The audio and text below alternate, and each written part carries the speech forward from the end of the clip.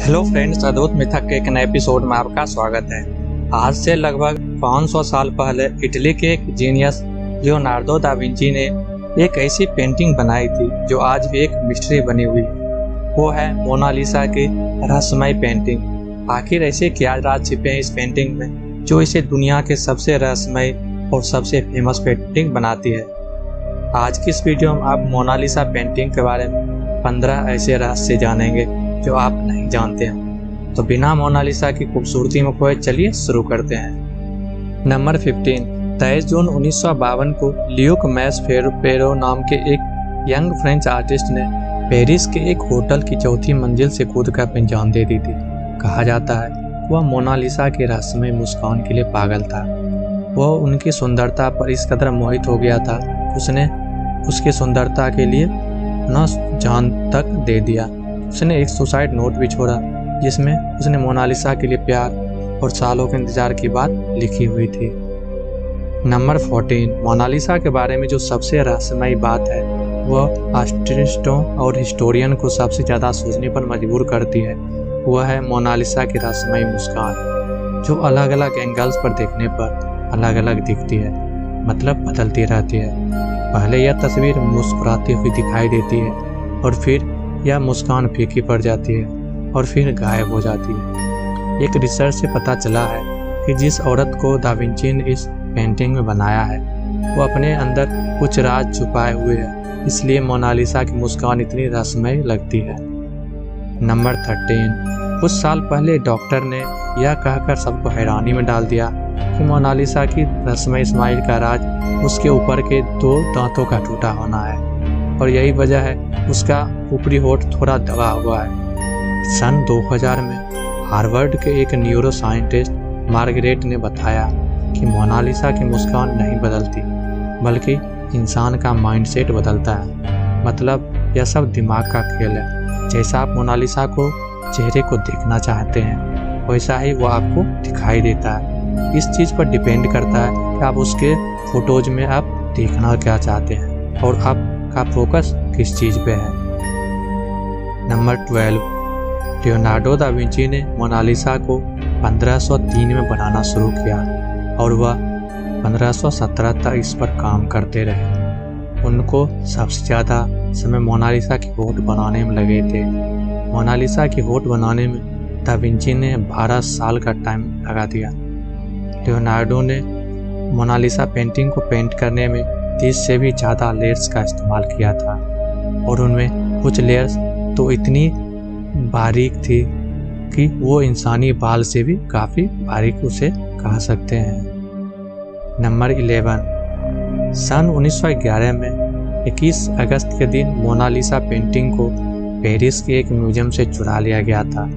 दुनिया की सबसे मशहूर पेंटिंग को दुनिया के सबसे बड़े म्यूजियम से चुरा लिया जाना एक बड़ी हैरान करने वाली घटना थी, लेकिन इस दिन उस चोरी के बारे में किसी को भी ध्यान नहीं दिया और उसे अगले दिन नोटिस किया गया। उस म्यूजियम को इन्वेस्टिगेशन करने के लिए 1 हफ्ते के लिए उस म्यूजियम को बंद कर देना पड़ा, इस कन्फ्यूजन की वजह से कि शायद मोनालिसा की पेंटिंग उसी म्यूजियम कहीं रखी हुई हो। तो बाद में पता चला कि म्यूजियम के ही एक कर्मचारी विंसेंजो पेरुगिया ने ही उसे चुराया था। म्यूजियम बंद होने के बाद वह पेंटिंग को अपने कोट में छिपाकर फरार हो गया था। नंबर 10। विंसेंजो पेरुगिया इटली का एक देशभक्त नागरिक था। उसका यह विश्वास था कि लियोनार्डो की यह पेंटिंग उसके देश में वापस आनी चाहिए और इसे इटली के म्यूजियम से दिखा जाना चाहिए। 2 साल बाद विंसेंजो पेरुगिया को तब पकड़ लिया गया जब वह मोनालिसा पेंटिंग को लेकर इटली के फ्लोरेंस शहर के आर्ट म्यूजियम डायरेक्टर को यह पेंटिंग बेच रहा था। 2 हफ्तों तक मोनालिसा को इटली के उस म्यूजियम में रखने के बाद 4 जनवरी 1914 को वापस से पेरिस के म्यूजियम में लगाया गया। विंसेंजो पेरुगिया को इस अपराध के लिए 6 मंथ की जेल हुई, लेकिन इटली ने उसकी देशभक्ति के लिए उसका स्वागत किया था। नंबर 9। मोनालिसा की एक जुड़वा पेंटिंग भी है जो बिल्कुल लियोनार्डो दा विंची की मोनालिसा पेंटिंग की जैसी ही दिखती है। कहा जाता है कि दा विंची के समय ही उनके एक स्टूडेंट फ्रांसिस्को मेजलिक ने इसे बनाया था और यह दूसरी पेंटिंग स्पेन की राजधानी मैड्रिड के एक म्यूजियम में काफ़ी अच्छे से सुरक्षित रखा गया है। नंबर 8, आज यह बात एक रहस्य है कि मोनालिसा कौन थी। मतलब दा विंची ने यह किसकी तस्वीर बनाई थी, यह औरत कौन थी। ज़्यादातर स्कॉलर्स का मानना है कि इस पेंटिंग में जो तस्वीर है वो लिसा गेरार्डिनी, जो कि फ्लोरेंस की एक इटालियन औरत थी, उसकी है। लेकिन एक थ्योरी ये भी कहती है कि मोनालिसा लियोनार्डो दा विंची की खुद की तस्वीर है। मतलब इस तस्वीर में उन्होंने खुद को एक औरत के रूप में बनाया था। नंबर 7, इस खूबसूरत पेंटिंग को नुकसान पहुंचाने के लिए कई बार कोशिश हो चुकी है।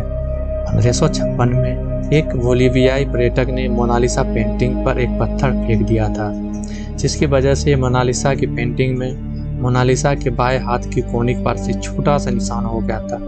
बाद में इसे रिस्टोर कर दिया गया, लेकिन निशान अब भी हल्का सा दिखता है। इसके पहले एक व्यक्ति ने इस पेंटिंग पर एसिड फेंका था, जिसके बाद इस पेंटिंग को सिक्योरिटी को देखते हुए बुलेट प्रूफ ग्लास के अंदर रखा गया है। लेकिन इसके बाद भी एक लेडी ने इस पेंटिंग पर एक रेड पेन से स्प्रे करने की कोशिश की थी और 2009 में एक रशियन लेडी ने इसकी तरफ चीनी मिट्टी के छर फेंक दी थी। नंबर 6, लियोनार्डो ने ही एक स्टूडेंट को 1514 और 1520 के बीच मोनालिसा का एक न्यूड वर्जन भी बनवाया था। इसे मोना वन्ना के नाम से जाना जाता है। उसके हाथ और बॉडी की पोजीशन बिल्कुल लियोनार्डो दा विंची जैसी है। कहा जाता है कि शायद इसे भी लियोनार्डो दा विंची ने ही बनाया है। यह पेंटिंग पेरिस के एक म्यूजियम में रखी हुई है। नंबर 5, मोनालिसा दुनिया की मोस्ट वैल्यूएबल पेंटिंग है। गिनीज ऑफ वर्ल्ड के अनुसार मोनालिसा हिस्ट्री की हाईएस्ट वैल्यूएशन वाली पेंटिंग है। 1962 में इसकी कीमत करीब $100 मिलियन आंकी गई थी और 2019 में यह $100 मिलियन से बढ़कर $700 मिलियन के आसपास पहुंच गई। लेकिन इसे बेचा या खरीदा नहीं जा सकता क्योंकि यह पब्लिक के लिए रखा गया है। नंबर 4, 1519 में दा विंची की मृत्यु के बाद मोनालिसा राजा के प्राइवेट कलेक्शन का हिस्सा बन गई थी। इसे फ्रांस के राजा ने अपने रिवॉल्यूशन के बाद पेरिस के एक म्यूजियम में से रख दिया था। यह पेंटिंग नेपोलियन की इतनी पसंद आई थी कि वह कुछ समय के लिए उन्होंने इस पेंटिंग को अपने बेडरूम में भी लगवा लिया था। नंबर 3, जितना आपको लगता है यह पेंटिंग उससे काफ़ी छोटे साइज की है। इसका साइज 30 बाई 21 इंच का है और इसका वजन 8 किलोग्राम है। दा विंची ने इसे पेपर और कैनवस पर नहीं बनाया है। यह एक लकड़ी के पैनल पर ऑयल पेंट से बनाया गया था और इतनी खूबसूरती से बनाया गया कि इस पर ब्रश के निशान देखना काफ़ी मुश्किल है। दा विंची के टाइम में पेपर और कैनवस मौजूद थे, लेकिन उस वक्त के पेंटर यह सोचते थे कि छोटी पेंटिंग के लिए लकड़ी का इस्तेमाल करना ज़्यादा बेहतर हो सकता है। नंबर 2, जब आप ये पेंटिंग को देखते हैं तो आप पाओगे मोनालिसा की आईब्रोज और आईलैश नहीं दिखती। अब यह सवाल उठता है कि लियोनार्डो दा विंची ने मोनालिसा की आईब्रोज और आईलैश क्यों नहीं बनाए। 2017 में एक फ्रेंच इन्वेंटर ने पता लगाया कि दा विंची ने मोनालिसा की आईब्रो और आईलैश बनाई थी।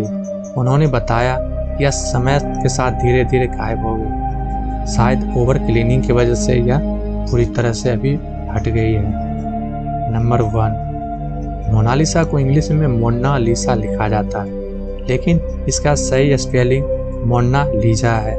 लेकिन इटालियन में इसका करेक्ट स्पेलिंग मन्ना लिसा है। इसका मतलब होता है माय लेडी। दोस्तों, ये थी मोनालिसा पेंटिंग के बारे में कुछ अनसुने रहस्य। आपको ये वीडियो कैसी लगी आप हमें कमेंट करके जरूर बताइए। जल्द मिलते हैं रोज तक एक नए एपिसोड्स में। अभी के लिए धन्यवाद।